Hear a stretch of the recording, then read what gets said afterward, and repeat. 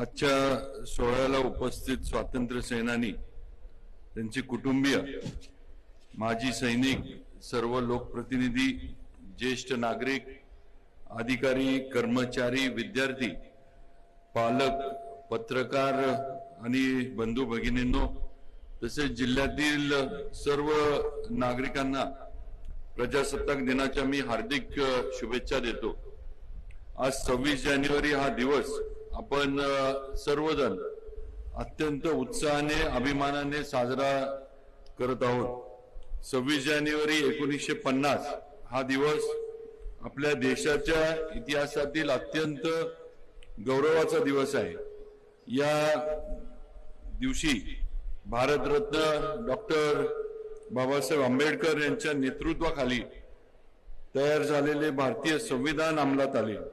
आपला देश सार्वभौम, समाजवादी, धर्मनिरपेक्ष, लोकशाही प्रजासत्ताक बनला। स्वातंत्र्यानंतर केवळ राजकीय स्वातंत्र्य मिळवणे पुरेसे नव्हते, खऱ्या अर्थाने जनतेच्या हातात सत्ता देणारे, प्रत्येक नागरिकाला न्याय, स्वातंत्र्य, समता आणि बंधुत्वाची हमी देणारे हे आपले संविधान जगातील सर्वात मोठे लिखित संविधान म्हणून ओळखले जाते।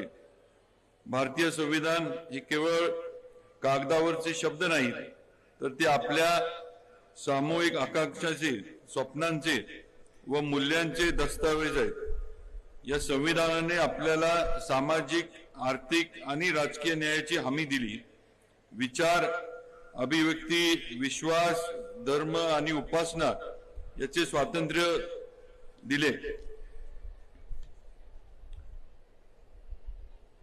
लिंग, जाती, धर्म, जन्मस्थान यांच्या आधारावर भेदभाव न करण्याची हमी दिली। आज 76 वर्षांनंतरही आपले संविधान तितकेच प्रासंगिक आहे।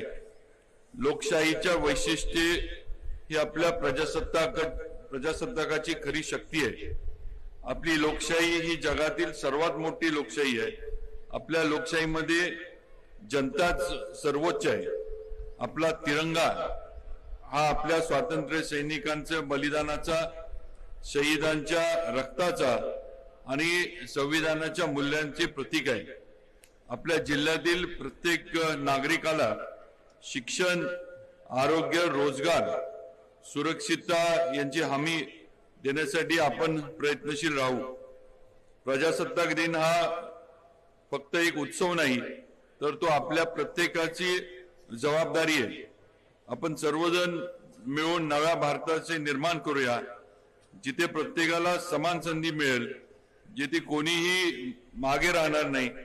चला, संविधानाच्या मार्गदर्शक तत्वांचा आदर करत भारताला जगातील सर्वश्रेष्ठ राष्ट्र बनवूया, असे आवाहन मी आपणा सर्वांना करतो।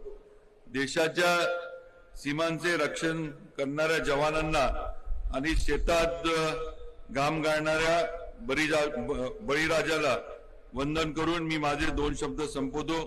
जय हिंद, जय महाराष्ट्र, जय संविधान।